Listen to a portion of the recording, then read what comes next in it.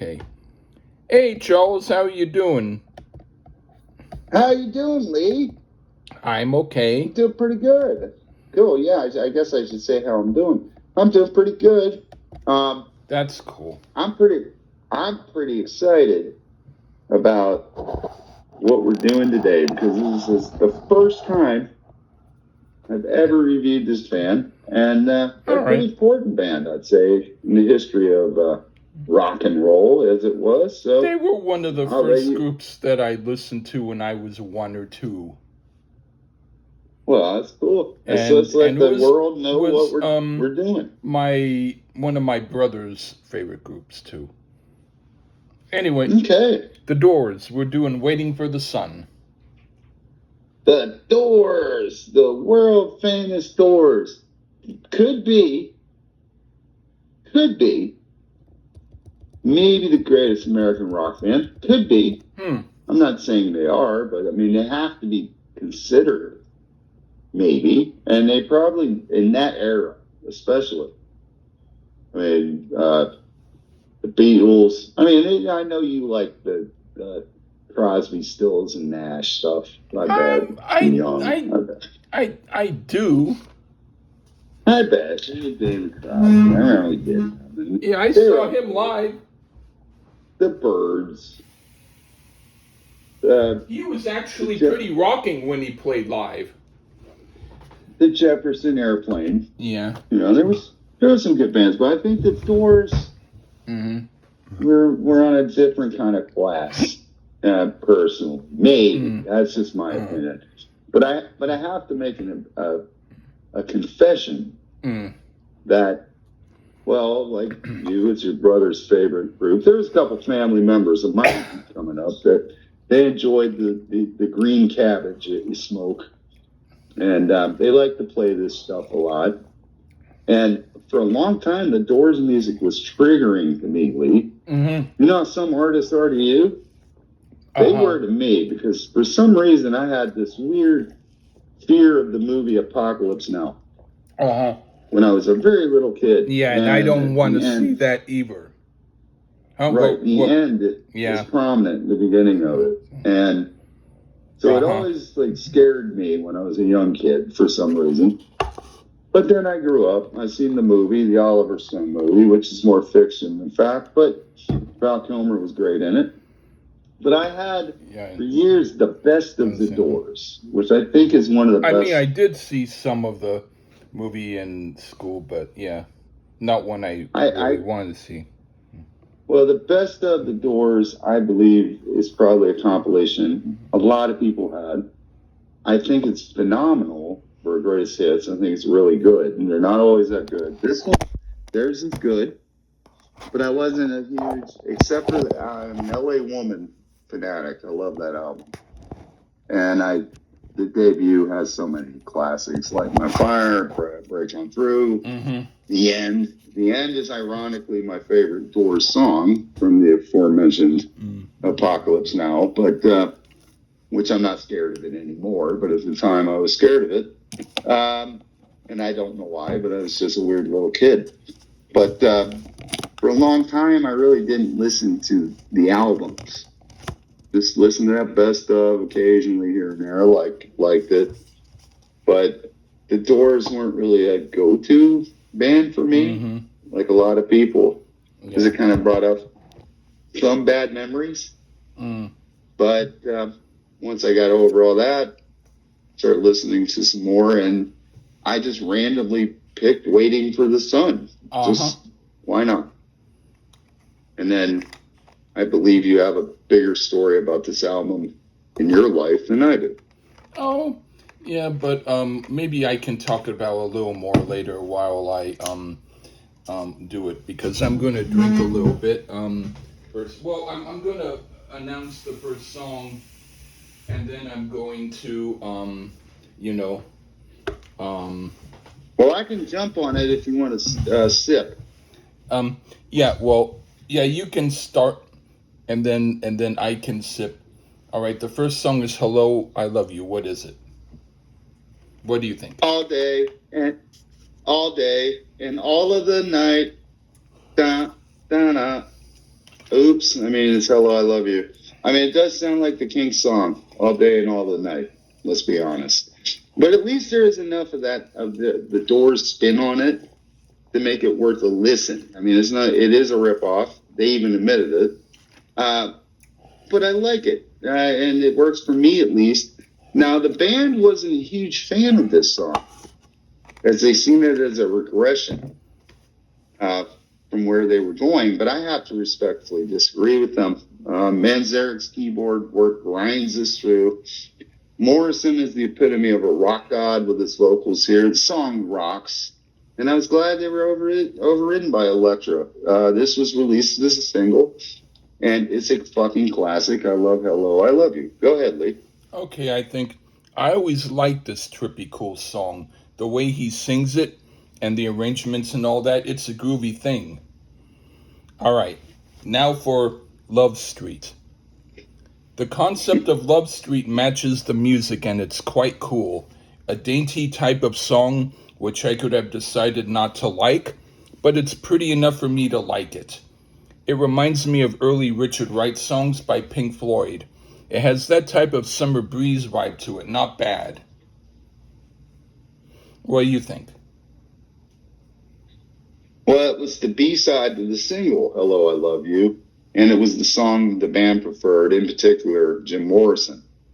And I can see his point. The lyrics are phenomenal. But compared to Hello, I Love You, it does have a B-side feel to it, but an incredibly strong B-side. The song has a lazy type feel to it, and I mean that as a compliment. It's pretty easy to understand why the female population enjoys Morrison and the Doors, as this exudes confidence and sexiness. Excellent song, albeit for a B-side. Okay. I put the concept of Love Street matches the music and it's quite cool. A dainty type of song which I could have decided not to like, but it's pretty enough for me to like it. It reminds me of early Richard Wright songs by Pink Floyd. It has that type of summer breeze vibe to it. Not bad. The review needed Lee to talk about it twice. That's how much we love Love Street. Did I do that twice? Yeah. Oh, Okay. I'm sorry. Okay. I can listen to you forever, sir. Don't worry about it. All right. Anyway. Oh, great one. All right. Whatever. You can do not to touch the earth. No, it's your turn. That way we won't get lost. All right. Whatever. It's you, sir. Another really cool song I used to do my own version of drumming and singing. It's weird and rocking and right on. One of the better tracks on the album. What do you think? The odd keyboards reek of acid rock here. Manzarek is incredible to my ears on the track. John Densmore guides us along with his drums here. And Morrison is intense as one can be on this track. The keyboards sound at times as if it's a swarm of bees attacking you at any moment, and it works. Mm-hmm. This is a bit ahead of its time to my ears. Has basically zero commercial appeal, but I'm not sure they gave a damn about that. It's a great track. I dig it quite a bit, not to touch the earth. Okay, I put another really cool song. I used to do my own version of drumming. Oh, all right, Summer's Almost Gone.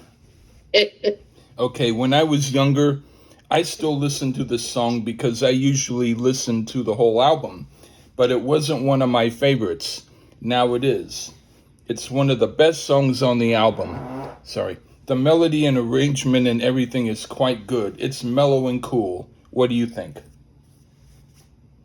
I want to temper my review of the song it's the first time I heard it was for this review. And I understand it was Jim Morrison's first song he ever wrote, I read today. Right. This one's a bit bluesy. And I find it odd that Hello, I Love You may be considered generic, as I find this one lyrically to be rather generic, way more than Hello, I Love You.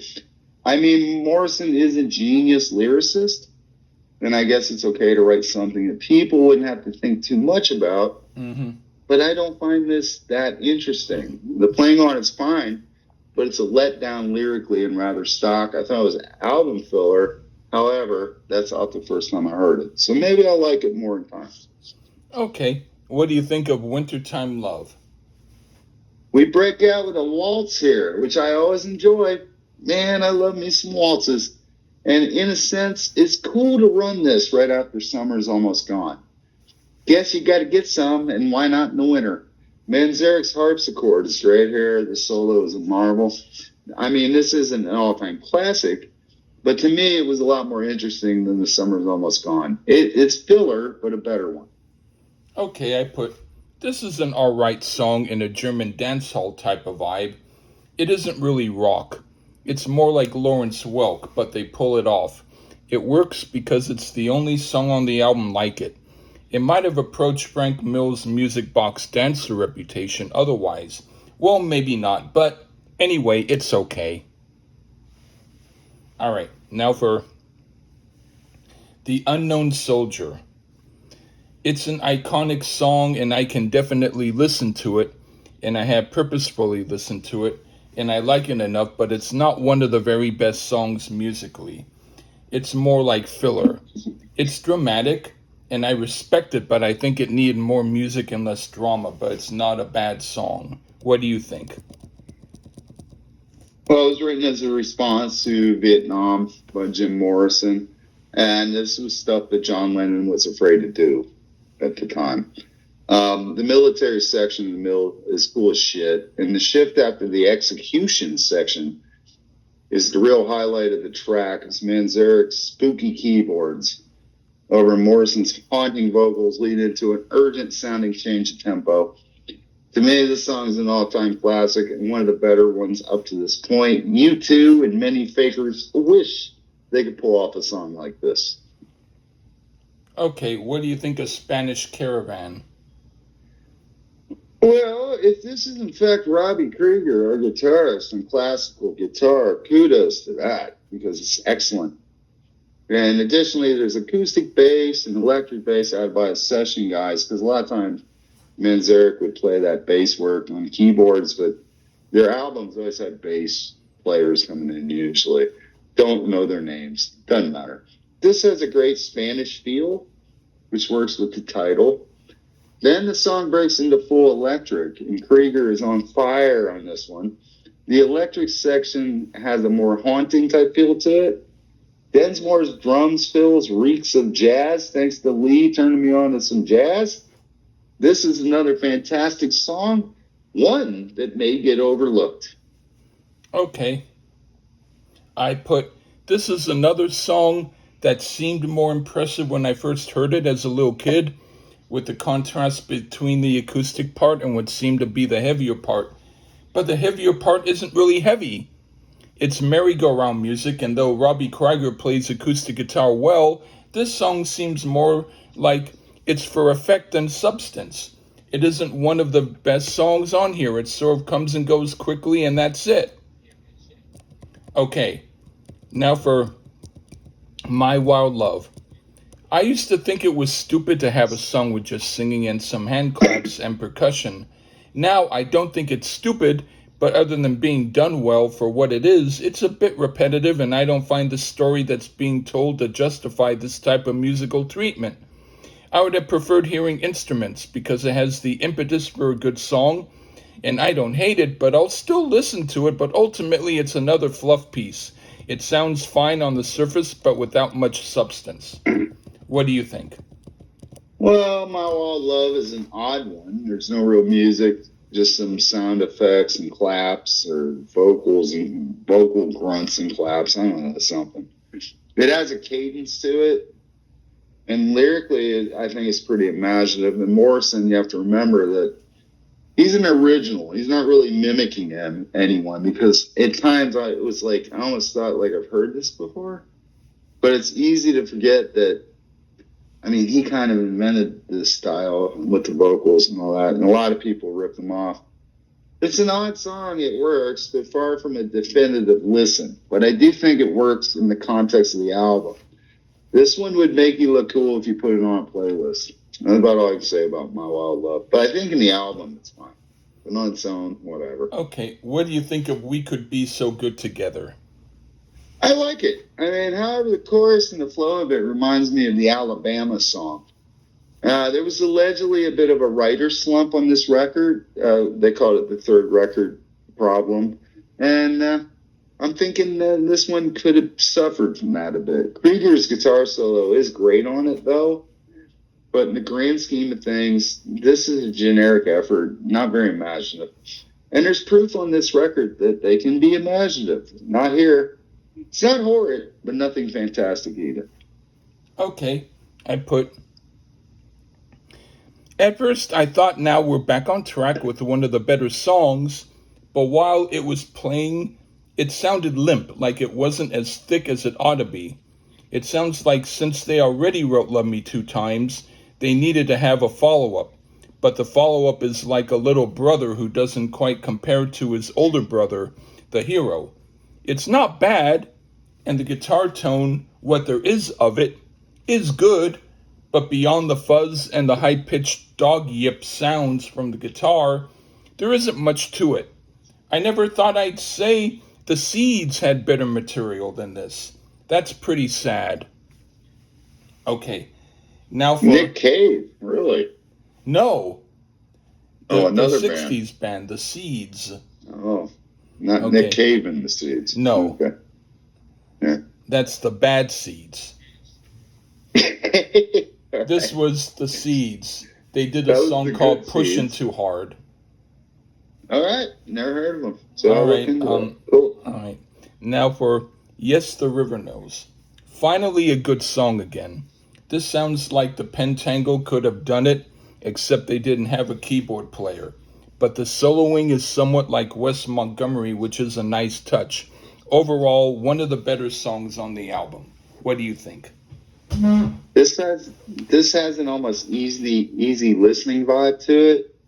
Manzarek on piano, and it's a lovely melody it's playing on it. It has elements that sound jazz inspired. Krieger's guitar work cuts through nicely as well. So they can do original stuff, like I'm saying. That's why I didn't get the previous song that much. And now this song is almost too mellow for my liking, but due to the fantastic playing on it and the more imaginative lyrics, this is a nice sleeper track. All right.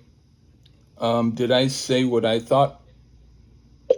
You did, sir. Okay, now for what do you think of 5-1? 5-1, perhaps. And I just think perhaps the second best known song on the record, like by most people. It's all over classic rock and all the greatest hits. And this iconic bass riff inspired many a song, Noel Gallagher included. The guitar solo influenced Ace Frehley's guitar solo on She, which in turn inspired the guitar solo on Alive by Pearl Jam. This song is considered an early predecessor to heavy metal. It's just so ominous sounding, so sure. You can hear it all over here as far as early metal on this track. Morrison had to be held up. He was so drunk recording the track, but I think maybe that should have been a more normal activity, as he sounds excellent on it.